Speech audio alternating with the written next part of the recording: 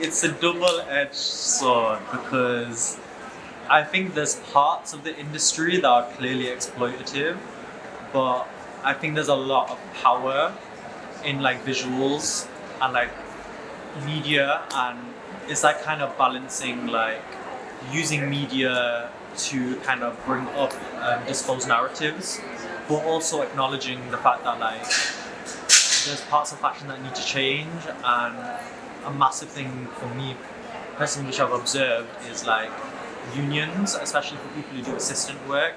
I think free work is really important to do, especially if it benefits you. But I think more people need to be aware of like free work where they're being exploited and they're not really benefiting as much. Unfortunately, yes, but I think most people do.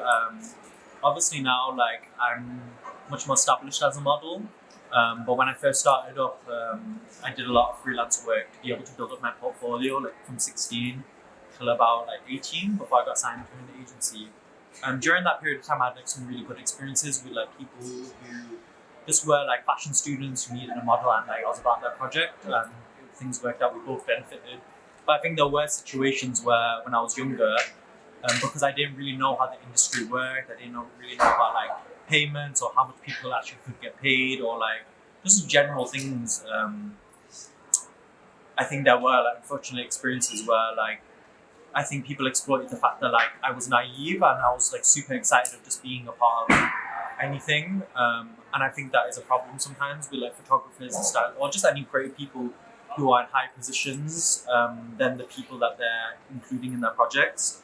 I think sometimes it can exploit young people's naiveties. I think I can only specifically speak on modelling, but I do think young models do often get exploited with the promise of, oh, we're a good brand, we're a good name, we're a good photographer.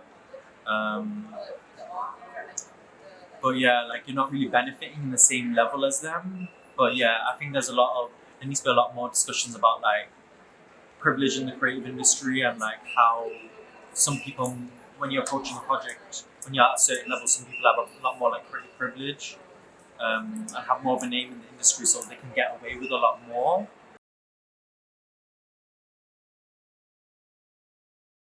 I think we can help each other through just like being transparent with each other and talking to each other.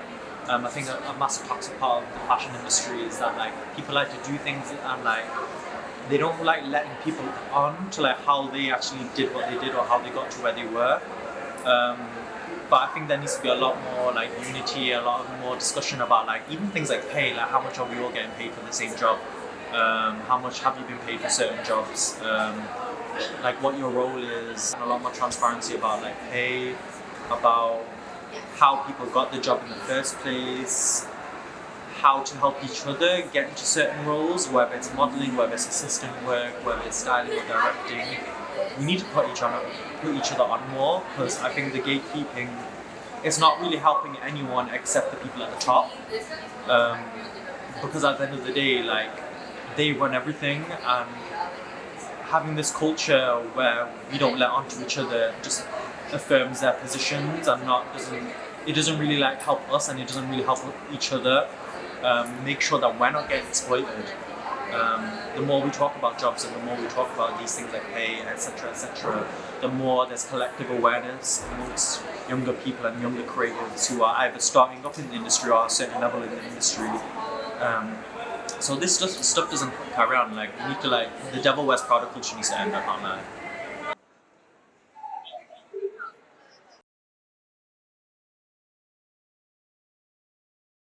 I think it's almost like an oxymoron, almost like talking about exploitation in the fashion industry. Like, why has it been going on for so long? Let's be honest, like fashion is low-key built from exploitation. When you look at the way that garments are produced in often third world countries that were former colonies that are being exploited for their resources, their time, their labor, where like Western companies know that they don't need to pay them as much. It's a bit self-aggrandizing to like think that we wouldn't be exploited in this country as well. I think a lot of people should have expected it, but I don't think it makes it right. like wanting things for yourself, and it's very individualistic. That's what it is.